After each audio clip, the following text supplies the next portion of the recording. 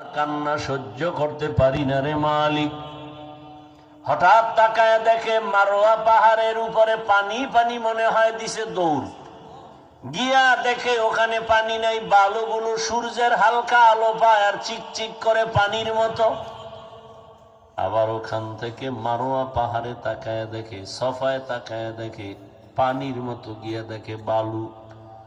এইভাবে মা হাজেরা সফা মারোয়া, মারোয়া সফা, সফা মারোয়া, মারোয়া সফা, এইভাবে 7টা বার দৌড় দিছেন। আল্লাহর কাছে মা হাজেরার দৌড় এত ভালো লাগছে। আল্লাহ বলেন, জিবরাইল সাক্ষী থাকো, আমার হাজেরা যেই সাফা মারোয়ায় এমন দৌড় দিছেন, আমার কাছে বড় মজা লাগছে। আমি আইন করে দিলাম, কিয়ামত পর্যন্ত যত হাজি আসবে, যে কোনো হাজি হজ করবে, উমরা করবে, হাজেরার জায়গায় গিয়া যদি দৌড় না দেয়